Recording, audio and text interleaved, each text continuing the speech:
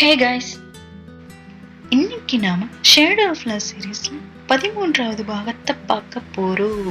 நான் ஏற்கனவே சொன்ன மாதிரி இந்த கதையை நான் கவின் சொல்ற மாதிரி தான் சொல்லிட்டு இருக்கேன். இப்போ வாங்க வீடியோக்குள்ள போகலாம்.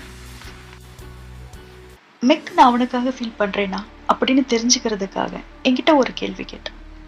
பட் நான் என் சிஸ்டர் சொன்னதை நினைச்சு நாங்க ஒரு முறை மட்டும்தானே அப்படி பண்ணியிருக்கோம், எனக்கு அப்படி ஒரு எண்ணம் வந்ததில்லை அப்படின்னு போய் சொன்னேன். அது மெக்க ரொம்பவே அதிகமாக கோவப்படுத்துச்சு. மாய் போய் சொன்னான். அட்லீஸ்ட் நானும் அது உண்மையை சொல்லவே நான் எதிர்பார்த்தேன். பட் நானும் அதே தான் பண்ணேன். ஸோ உண்மையை தெரிஞ்சுக்க முடிவு பண்ணி மாய் மிஸ் பண்றத சொல்லி கெஸ்ட் ஹவுஸ்க்கு வர சொன்னேன். பட் அதுக்கு முன்னாடி என்னோட ஷர்ட்டை டர்ட் ஆக்கி என்னை ஷவர் பண்ணிக்க சொன்னேன். நானும் போனேன். அப்படி எல்லாத்தையும் கிளீன் பண்ணிட்டு வெளியே வந்து பார்க்கும்போது என்னோட ஷர்ட் அங்கே இல்லை. என்னோட ட்ரெஸ்ஸுக்கு பதிலாக அங்கே ஒரு நோட் இருந்தது. உன்னோட ட்ரெஸ்ஸை கிளீன் பண்ணுறதுக்காக நான் எடுத்துகிட்டு போகிறேன், நான் இப்போ வந்துடுவேன் கவின், அது வரை வேற என்னோட ஷர்ட்டை யூஸ் பண்ணிக்கோ அப்படின்றது. இதெல்லாம் பார்க்கும்போது ஒரு மனசும் மெக்க என்ன கிஸ் பண்ண வந்தது. இந்த நோட் எல்லாத்தையும் வச்சேன். ஒருவேளை நீ ஆணா இருந்தாலும் மெக்க உன்னை காதலிப்பான் அப்படிங்கிற ஒரு நம்பிக்கை கொடுத்துச்சு. இன்னொரு மனசு Rita, dragon Waris, red Phoenix இதெல்லாம் மனசுல வச்சுட்டு ஏன் மெக்க என்கிட்ட இவ்வளவு நல்ல விதமா நடந்துக்கிற, நீ இப்படி நடந்துக்கிட்ட என்னால எப்படி உன்னை மறக்க முடியும், என்னால எப்படி உன்னை விட்டு கொடுக்க முடியும் அப்படின்னு சொல்லிட்டு அப்படி நான் நினைச்சிட்டு இருக்கும் போதே டோர் பெல் சத்தம் கேட்டுச்சு. நானும் மெக்க நினைச்சு போய் ஓப்பன் பண்ணேன். பட் மாய் இருந்து என்ன அந்த ட்ரெஸ்ல பார்த்ததும் அந்த லூசு நான் ஏதோ புருஷனை கூட்டிட்டு வந்து ரேப் பண்ண மாதிரி தாம் தோம்னு குதிக்க ஆரம்பிச்சேன். இது என்ன கோலம் கவின், நீங்க என்ன பண்ணிட்டு இருக்க, மெக்குக்கு நம்ம இடம் மாறினது தெரிஞ்சு போச்சு, இனிமே இடம் மாற முடியாதுங்கிறதுக்காக உன் பாடியை காட்டி மைக்கு மெக்க என்கிட்ட இருந்து பறிக்க பாக்குறியா அப்படின்னு வாய்க்கு வந்ததெல்லாம் பேசிட்டு இருந்தேன். அப்ப நான் மாய் நிறுத்து, நீ பாக்குற மாதிரி இங்க எதுவும் இல்லை, மெக்கு உங்ககிட்ட இருந்து பறிக்கணுங்கிற எண்ணமும் எனக்கு கிடையாது. ஃபர்ஸ்ட் இப்படி பைத்திய மாதிரி பிஹேவ் பண்றது நிறுத்து. மெக்கு மனுஷன் தான், அவனுக்கு உணர்வுகள் இருக்கு, அவனை நீ சொல்ற மாதிரி யாரும் மயக்கெல்லாம் பறிக்க முடியாது அப்படின்னு சொல்ல. அப்ப மாய், உன்னை பத்தி எனக்கு தெரியாதா கவின், நீ அவனை பார்த்த நாள்ல இருந்தே அவனை காதலிச்சிட்டு இருக்கல அப்படின்னு ஆரம்பிச்சேன். எல்லாத்தையும் ஒண்ணு விடாம சொல்லி முடிச்சேன். அது மட்டும் இல்லாம உனக்காக நான் கவினா இருக்கும்போது எவ்வளவு நான் கஷ்டப்பட்டிருப்பேன், உன்னால எப்படி எனக்கு இப்படி ஒரு துரோகத்தை பண்ண முடிஞ்சது அப்படின்னு சொல்லி என்னை ஓங்கி ஒரு ஆரம்பிட்டு என்ன செல்ஃபிஷ்ன்னு சொல்லி மறுபடியும் நடிக்க வந்த. அப்ப எனக்கும் கோபம் வந்துச்சு. கையை பிடிச்சிட்டு போது நிறுத்துமா, என்ன மறந்துட்டியா, ஃபுட்பால் ஒன்ன மாதிரி விளையாட நீ தானே என்ன கூப்பிட்ட, ஏன் அப்ப சொல்லியிருக்க வேண்டியது தானே இந்த உண்மையெல்லாம், இவ்வளவு தூரம் வந்திருக்காத. ஆமா நான் மெக்க காதலிக்கிறேன், அதுக்காக நீ சொல்ற மாதிரி ஒரு நாள் அவனை மயக்கினாலே நினைச்சது. இத்தனை நாள் மாயா அவன் கூட இருந்திருக்கேன், பட் ஒரு நாள் நான் என்னோட லிமிட் தாண்டதில்லை. அப்புறம் என்ன நீ மட்டும் தான் கஷ்டப்பட்டியா, ஏன் நான் கஷ்டப்படல, உன்ன மாதிரி நடிச்ச நாட்களை இருக்கிறேன், உன்ன மாதிரி ட்ரெஸ் பண்ணிக்கிட்ட நாளை இருக்கிறேன், ஒரு பொண்ணா இருந்ததை இருக்கிறேன் அப்படின்னு நான் சொல்லிட்டு. அப்ப என்னையும் இருக்கிறியா அப்படின்னு மெக்கோட குரல் கேட்டது. மெக்க தான் வந்திருந்தான்.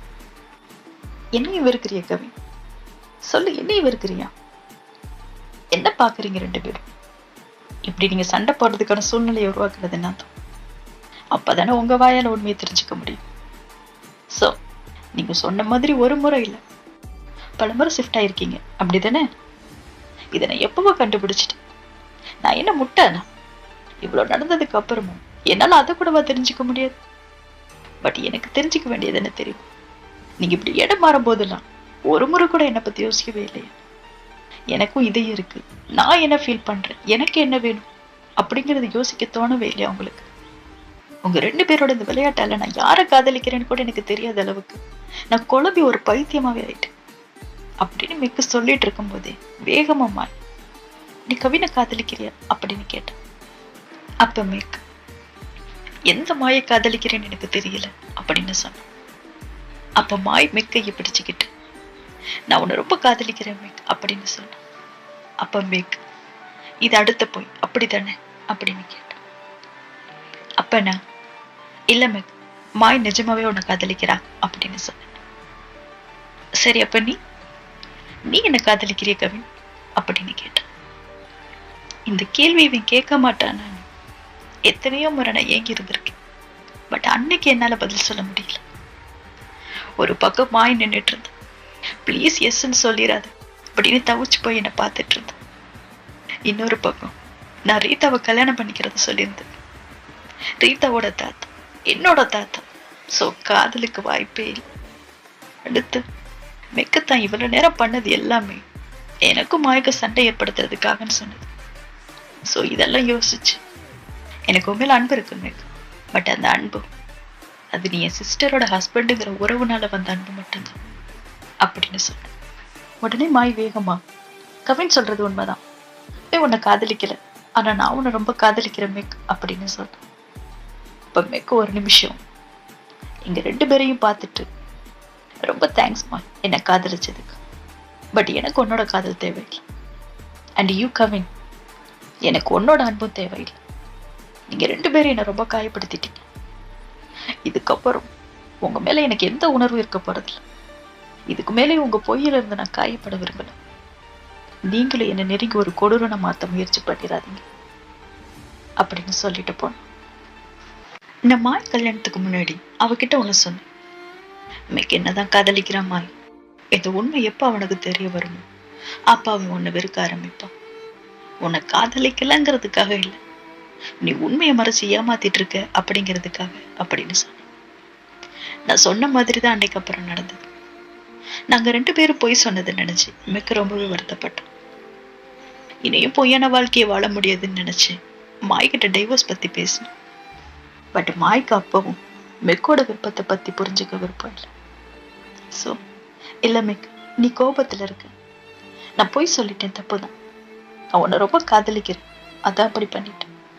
நீங்க என்னதான் காதலிக்கணும், நான் தான் உன்னோட மனைவி அப்படின்னு குழந்தை மாதிரி புரிஞ்சுக்க முயற்சி பண்ண பிடிவாதமா இருந்தேன்.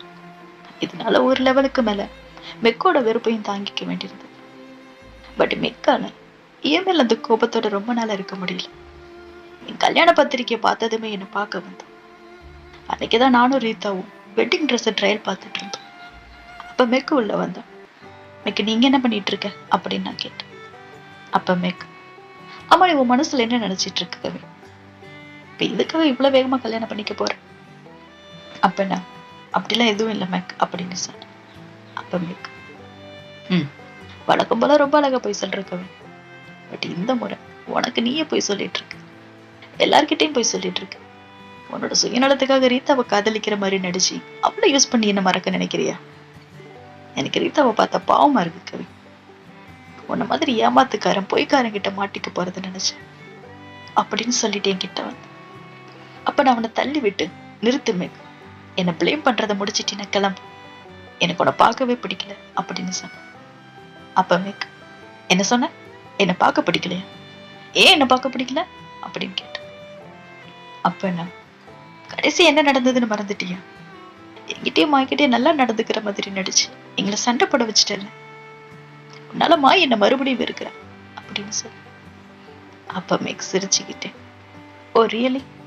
உன்னை ஏமாத்திட்டேன்னு தெரிஞ்ச போது உனக்கு எப்படி இருந்தது கவி? ரொம்ப வலிச்சதா அப்படின்னு கேட்டேன். அப்ப நான் அமைதியா இருந்தேன். இப்ப உனக்கு நீயே சொல்லிட்டு இருக்க பத்தியா, போய் கல்யாணம் பண்ணிக்கிட்டா என்ன மறந்துடலான்ட்டு, அது இன்னுமே உனக்கு வலிக்கும் கவி அப்படின்னு சொன்னான்.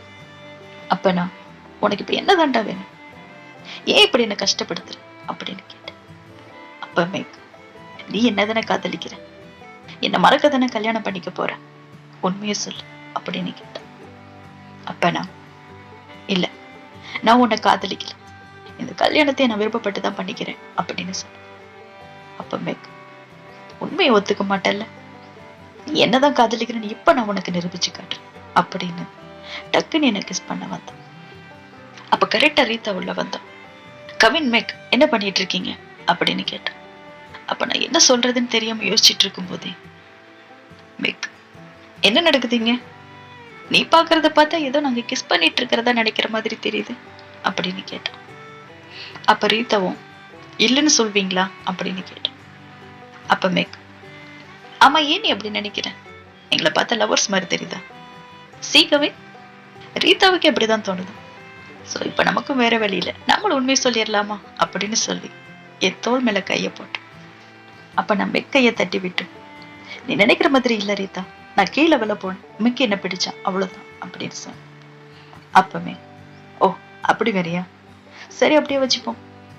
பட் இன்னும் நீ என் கேள்விக்கு பதில் சொல்லலையே அப்படின்னு கேட்டான். நான் ஷாக் ஆகி அவனை பாக்குறதுக்குள்ள, நீ என்ன காதலிக்கிறியா கவின் அப்படின்னு ரீதா முன்னாடி கேட்டேன். அப்ப நான் என்னடா கேக்குற அப்படின்னு மெக்க பார்த்துட்டு இருக்கும் போது ரீதாவும் அதே கேட்டான். பதில் சொல்லு கவின், எனக்கும் அதை தெரிஞ்சுக்கணும். நீ மெக்க காதலிக்கிறியா அப்படின்னு கேட்டேன். அப்ப நான் ரீதா நம்ம இதை பத்தி அப்புறம் பேசலாம் அப்படின்னு சொன்னேன். அப்ப ரீதா இல்ல கவின், எனக்கு தெரிஞ்சுக்கணும் அப்படின்னு கேட்டேன். அப்ப மெக்கும் ஏன் மறைக்க நினைக்கிற கவின், மனசுல இருக்கிறது கொட்டிட வேண்டியதானே, இதோட எல்லாம் முடிஞ்சிடும்ல அப்படின்னு சொன்னேன். அப்ப நான் ஏன் இப்படி எல்லாரும் என்ன ஃபோர்ஸ் பண்ணிட்டு இருக்கீங்க? நான் சொன்ன எல்லாம் முடிஞ்சிருமா? நிஜமாவா மேக்? நீ எப்படிதான் நினைக்கிறியா? நான் மட்டும் சொன்ன இந்த சூழ்நிலை இன்னும் மோசமா, நான் எல்லாத்தையும் முடிக்கணும்னு நினைக்கிறேன் மேக். பட் நீ அதை ஆரம்பிக்க நினைக்கிற. இப்ப என்ன, உனக்கு உண்மையை தெரிஞ்சுக்கணும். சரி சொல்றேன் அப்படின்னு நான் சொல்ல போனேன்.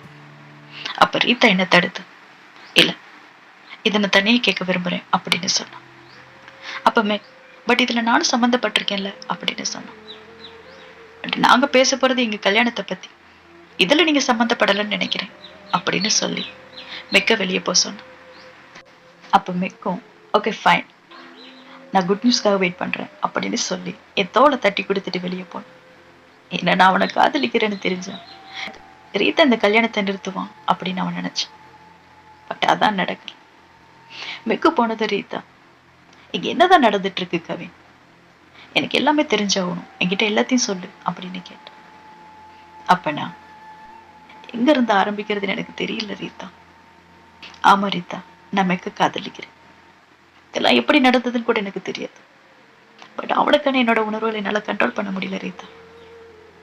அப்பதான் நான் மாயையிடம் மரண தப்பு நடந்துச்சு அப்படின்னு எல்லாத்தையும் சொல்லிட்டு, ஒரு டிராகன் வரிசை என்னோட கடமையை பண்றதுக்கு முன்னாடி நான் மெக்க விட்டு கொடுக்க முடிவு பண்ணிட்டேன் ரீதா. இதுக்கு மேலேயும் மாய் மெக்கோட காதல் என்னால அழியறதுல எனக்கு விருப்பம் இல்லை அப்படின்னு சொன்னேன். அப்ப ரீதா, சோ உன் ப்ராப்ளத்துக்கு சொல்யூஷனா தான் என்ன பாக்குற இல்ல அப்படின்னு கேட்டேன். நான் ஒத்துக்கிறேன் ரீதா, இந்த கல்யாணம் எல்லாரோட ப்ராப்ளமுக்கு ஒரு சொல்யூஷனை தரும்னு தான் நான் நம்புறேன். அது மட்டும் இல்ல, நான் ஆரம்பிக்கிற புது வாழ்க்கை உன் கூட ஆரம்பிக்கணும்னு நினைக்கிறேன் ரீதா. இப்ப வேணா நான் மெக்க காதலிச்சிட்டு இருக்கேன், ஒரு நாள் என்னோட இதையும் ஒன்னையும் காதலிக்கும் அப்படின்னு எனக்கு முழு நம்பிக்கை இருக்கு ரீதா அப்படின்னு சொன்னேன். நான் சொன்னதெல்லாம் கேட்டு ரீதா வருத்தப்பட்டு கண் கலங்கினான். என்ன மன்னிச்சிரு ரீதா, இது எல்லாமே உன்னை காயப்படுத்துன்னு எனக்கு தெரியும். பட் என்ன நம்பு, நம்ம கல்யாணத்துக்கு அப்புறம் நீ கஷ்டப்படுற மாதிரி நான் எந்த ஒரு காரியத்தையும் செய்ய மாட்டேன். பட் முடிவு உன்னோட தான். ஒருவேளை இது உனக்கு வேண்டானா நிச்சயமா நான் உன் மேல கோபம் இல்ல வருத்தமா பட மாட்டேன். உன் முடிவை மதிச்சு நான் அதை ஏத்துப்பேன் அப்படின்னு சொன்ன ரீதா அந்த முறை என்னை ஆச்சரியப்படுத்து, என்னை புரிஞ்சுக்கிட்டான். என்னை அப்பவும் கல்யாணம் பண்ணிக்க ரெடியா இருந்தான். அவ என்ன சொன்னா தெரியுமா, நீ யாரை காதலிச்சாலும் எனக்கு கவலை இல்லை கவின், நீ அவனை மறக்க என்ன ஒரு டூலை பயன்படுத்தினா கூட எனக்கு அதுல வருத்தம் இல்லை. எனக்கு வேண்டியதெல்லாம் உன்னோட சந்தோஷம் மட்டும்தான். ஒருவேளை இந்த கல்யாணம் அப்புறம் என்னால உனக்கு அதை கொடுக்க முடியும் நீ நினைச்சினா நிச்சயமா நான் அதை பண்ணுவேன் அப்படின்னு சொன்ன.